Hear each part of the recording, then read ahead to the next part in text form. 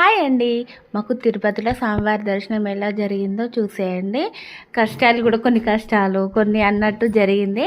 అయితే మేము దర్శనానికి అయితే వెళ్ళాం కదా. అయితే 8 లోపలికి వెళ్ళాము. గేట్ లోపలికి 50 గేట్లు ఉన్నాయి. తర్వాత 50 గేట్లు దాటిన తర్వాత కూడా లోపట మళ్ళీ గేట్లు మొత్తం ఒక 7 కిలోమీటర్లు అయితే మొత్తం నడిచినది. అది మన కాలినడకన నడిచి ఎట్లా పోతామో సేమ్ అట్లా జరిగింది. పబ్లిక్ చూడండి ఆ గేట్ల రూపల అవి ఉంటాయి కదా.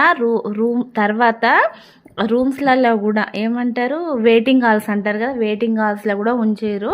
కూర్చున్నాము. అసలు ఎంత అంటే నైట్ 8 వెళ్ళినామంటే అది 50 గేట్స్, తర్వాత 20 అంటారు. తర్వాత ఒక 5 అవర్స్లో నాకు దర్శనం అవుతుంది అనుకుంటే మాకు అస్సలు కాలేదు. నైట్ అయితే అక్కడనే ఉండిపోవడం అయితే జరిగింది.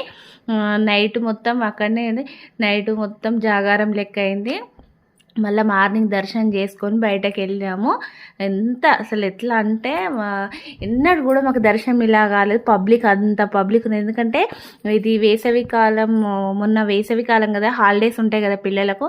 చాలామంది మొక్కులు ఉంటాయి కదా, మొక్కులు ఉన్నప్పుడు పిల్లలకు హాలిడేస్ ఉన్నప్పుడే వచ్చి మొక్కులు అయితే తీర్చుకుంటారు కదా. పబ్లిక్ చూసారా ఎంత పబ్లిక్ ఉన్నారో.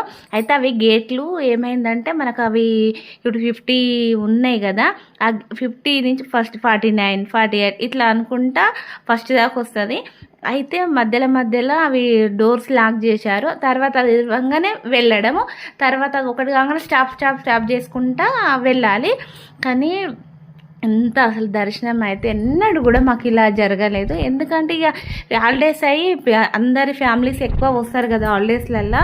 మళ్ళీ మేము పోయింది కూడా సాటర్డే సండే ఫుల్ పబ్లిక్ ఉంటారు. అప్పుడు మనకు వీకెండ్స్లో మామూలుగా అప్పుడే వస్తారు, హాలిడేస్లో అప్పుడు కూడా ఫుల్ పబ్లిక్ ఉంటారు కదా. మాకైతే దర్శనం అలా జరిగింది. కాకపోతే మనం ముందు టికెట్ బుక్ చేసుకొని వెళ్తే మాత్రం దర్శనం బాగా జరుగుతుంది. మాకు వీలుని బట్టి వెళ్ళాం.